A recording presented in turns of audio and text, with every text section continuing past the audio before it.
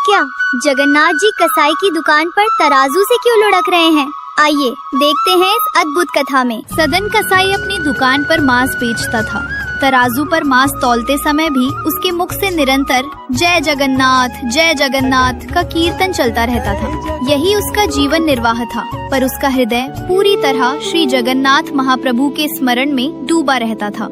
एक दिन कीर्तन में इतना लीन हो गया कि उसे पता ही नहीं चला कि तराजू में बाट की जगह उसने साक्षात शालिग्राम जी रख दिए हैं और उसी तराजू से वो मांस तौलने लगा।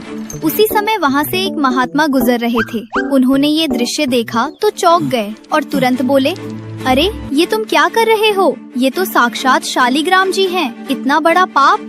ये सुनते ही सदन कसाई के हाथ कांपने लगे, नेत्रों से आंसू बहने लगे और वो रोते हुए बोला, महाराज, मुझसे ये अपराध अज्ञानवश हो गया। मुझे तो पहचान ही नहीं हुई। महात्मा शालिग्राम जी को अपने साथ ले गए। उन्होंने शुद्ध नदी के जल से स्नान कराया, पंचामृत स्नान कराया, चंदन इत्र लगाया, माला पहनाई और रजत सिंहासन पर विराजमान किया।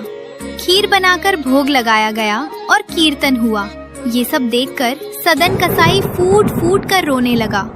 रात्रि में श्री जगन्नाथ महाप्रभु महात्मा के स्वप्न में प्रकट हुए और बोले, सुनो, सुबह होते ही मुझे फिर से सदन कसाई के पास छोड़ आना। महात्मा व्याकुल हो गए और बोले, प्रभु, वहाँ तो मांस बिकता है, वहाँ आपको तराजू में बाट बनाकर रखता है। ये तो वेद शास्त्र के विरुद्ध हो जाएगा। तब श्री जगन्नाथ महाप्रभु करुणा से बोले, क्या मुझे सुख स्नान में मिलता है, सिंहासन पर बैठने में, भोग में, माला पहनने में? और फिर कहा, मुझे तो आनंद तब आता है जब सदन कसाई की तराजू में मैं लुढ़कता हूँ और वो मुझे तौलते समय कीर्तन करता है। मुझे उसी के पास छोड़ आओ। महात्मा आज्ञा मानकर शालिग्राम जी को वापस ले आए। जब सदन कसाई ने ठाकुर जी को फिर अपने पास देखा तो उसके नेत्रों से अश्रुधारा बहने लगी। वो मन ही मन बोला, नाथ, मैं इतना पापी और गंदा व्यक्ति, और आप मुझसे मिलने के लिए व्याकुल। उसी क्षण उसने अपना व्यापार छोड़ने का निश्चय किया। उसने दुकान बेच दी और बोला, आप मुझसे मिलने आए थे नाथ, अब मैं आपसे मिलने आ रहा हूँ। और वो श्री जगन्नाथपुरी की यात्रा पर निकल पड़ा। मार्ग में कीर्तन करती हुई वैष्णव मंडलियाँ मिलती। उसका मन करता कि वो भी साथ चले, पर लोग पहचान कर कहते, अरे हटो, ये तो कसाई है, इसके साथ चलेंगे तो हम अपवित्र हो जाएंगे। सदन कसाई चुपचाप मुख्य मार्ग छोड़ देता और कंटीले रास्तों से चलता हुआ मन ही मन कहता, मेरे चलने से मार्ग भी अपवित्र ना हो जाए नाथ। एक नगर में रात्रि हो गई। वो एक घर के बाहर बैठ गया। उस घर की स्त्री बाहर आई और उसने भीतर आने का संकेत किया। सदन कसाई के हृदय में तो केवल श्री जगन्नाथ जी थे। उसने कोई दुष्ट भाव नहीं रखा, पर स्त्री ने गलत अर्थ निकाल लिया। उसने भीतर जाकर अपने पति का वध कर दिया और बाहर आकर चिल्लाई, इसी ने मेरे पति को मरवाया है। लोग इकट्ठा हो गए और सदन कसाई को राजा के सामने प्रस्तुत किया गया। राजा ने पूछा, क्या तुम अपना अपराध स्वीकार करते हो? सदन कसाई शांत भाव से बोला, सत्य तो मेरे ठाकुर जी जानते हैं। आप जो दंड देना चाहें दीजिए, बस मृत्यु दंड मत दीजिए।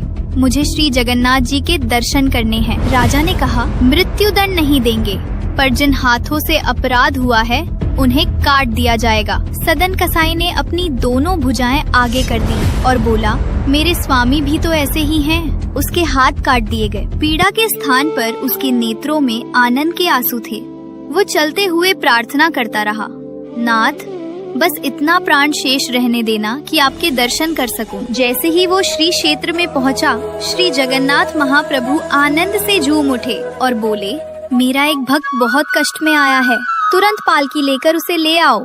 पुजारी लौटे तो प्रभु ने संकेत दिया, जिसके मेरे समान हाथ नहीं है, वही मेरा भक्त है। पुजारी सदन कसाई को लेकर आए।